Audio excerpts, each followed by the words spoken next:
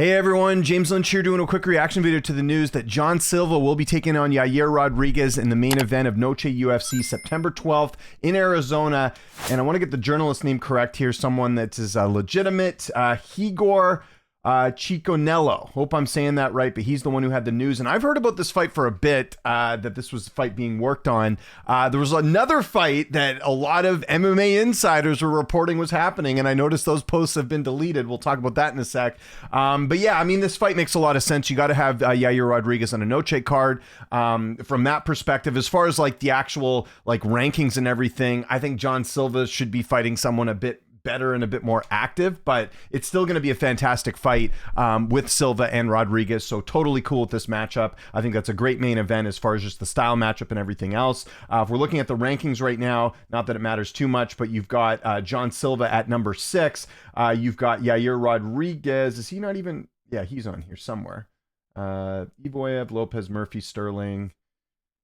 Okay, so he's not listed on the media rankings, I'm guessing due to inactivity. And then if you go to the meta rankings, they have Rodriguez at number 5. So where is he on this one here? They don't have him listed. So they got him number 5, and I guess Silva on this one is, not that it matters too much, but if you look here at the meta rankings, they got John Silva at number 6. So 5 and 6 fighting each other. But yeah, the big issue with Yair Rodriguez is just he barely fights. And so he's sort of become an afterthought. But yeah, if you look at it here, Silva 17-3, just the one loss recently to Diego Lopez in a fight where they were both throwing heavy leather in that one. Outside that, really good record, a lot of finishes. Didn't finish Arnold Allen in his next fight, but that's still a really good win and a good test for John Silva. There's a big question, how is John Silva going to look against some of these better opponents? He had the one test against Diego Lopez, he doesn't pass it. He beats Arnold Allen in that one. So yeah, I think John Silva does look like the real deal here. Again, the big thing with him, 12 wins by knockout, 3 submissions. He's good everywhere, very dangerous, very fast. He's kind of like an older or younger Yair Rodriguez, I should say. Even saying that, he's 29 years old. Yair Rodriguez is 33, going to be 34. Last one was Patricio Pitbull. That was a dominant win, but that was back in April of 2025. So it's more than a year off.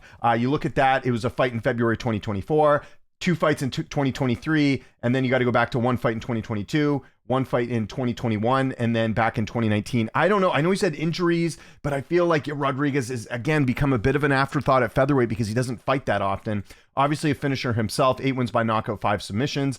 But he is a similar story with him where he's gotten that step up and he's lost, right? He had the loss to Volkanovski for the title, gets finished and got dominated in that fight. Max Holloway a couple years back. A lot of the wins he has are against older fighters like Jeremy Stevens. Ortega, I guess, isn't that old, but he's not even in the weight class anymore. Pitbull's a bit older, Josh Emmett.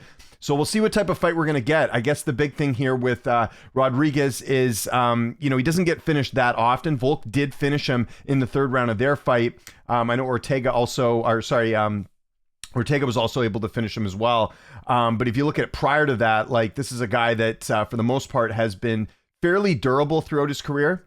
If you look at it there, like I think, again, he had a pretty long win streak there, and then Frankie Edgar stops him. Holloway couldn't finish him, although Holloway doesn't finish a lot of guys. But yeah, it'll be interesting. But saying that, I think Silva is one of those guys that could put Rodriguez out right now. Doing a quick tail of the tape, I mentioned the age there, 29-33. 5'7" with a 69-inch reach. Yair Rodriguez is 5'11" with a 71-inch reach. So John Silva going to be a little bit undersized here, but nothing new for him in this weight class because, again, most of the guys he's fighting are a little bit bigger. And Silva last fought in January, had the modified rules fight with Bryce Mitchell and then Chito Vera as well. So he's been a little bit active, but again, Rodriguez is the one with the huge layoff here. I'm going to go John Silva. Probably 3rd round knockout or possibly a submission here, but I'll even go knockout in this one just because I think Silva is just, he is a problem at 145. He's, again, good everywhere. Really fast. Again, Rodriguez would have the 5-round experience, but as far as training for a 5-round fight, but Silva, I think, is the new wave, and I think Rodriguez is the old wave. So yeah, I will be picking John Silva in this fight. I'll do an early look preview on this to dig into this one a little bit more, but I think this is a pretty fun fight. I guess, the only downside to this as well, just kind of looking at this optically, it looks like we're never going to get Yair Rodriguez and Diego Lopez. Like, that's the fight that everyone's wanted to see for years. They had that back and forth at the press conference a couple of years ago. It does seem like Diego Lopez is going to 155. By the way, this is why you never trust fighters as insiders. Bilal Muhammad, did he not? In fact, let me find, I bet someone did an article on this. Bilal Muhammad made some comment about how Yair Rodriguez is going to 155. Looks like that's not happening. I bet someone did an article on this. There we go. There we go. Bilal Muhammad a month ago says that Yair Rodriguez is moving to 155. This again, and I'm not throwing shade at Bilal. Maybe he heard something that wasn't right. He's not an insider, but this is the problem in 2026 MMA journalism. People will take this and being like, breaking, Yair Rodriguez moving up to 155. Well, no, we don't know that. His teammate just mentioned that. So, it says Bilal says, nah, Yair is moving up. So again, he's not moving up. He's fighting John Silva at 145. John Silva's not moving to 55. This is a featherweight fight main event. Okay.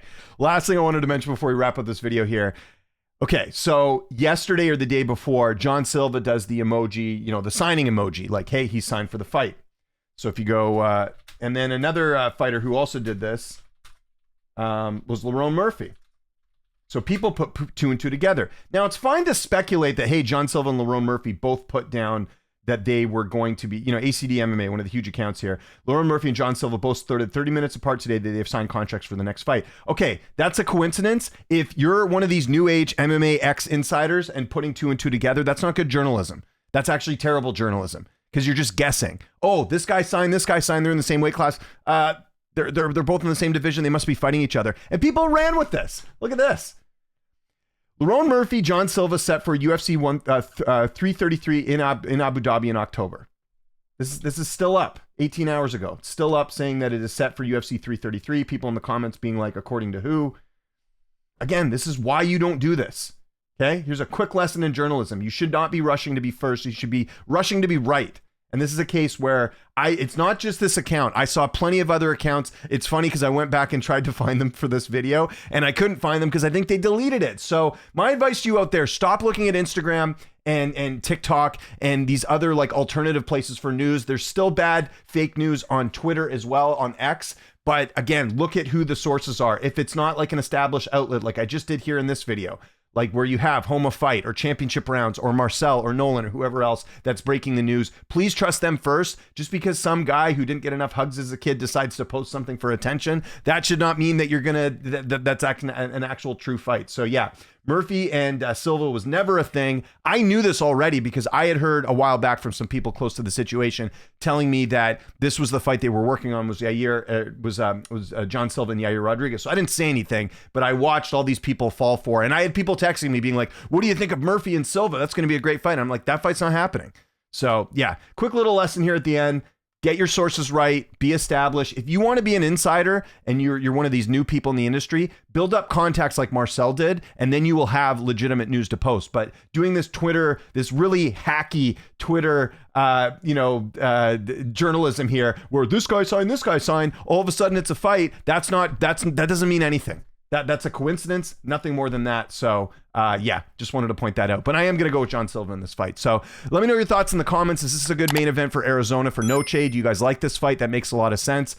What's your pick in this fight? And what do you think of the fake news out there? It's still an epidemic here in this industry. Follow me on Twitter, TikTok, Instagram, @Lynch on Sports. My name is James Lynch. Thanks so much for watching, and I'll see you next time.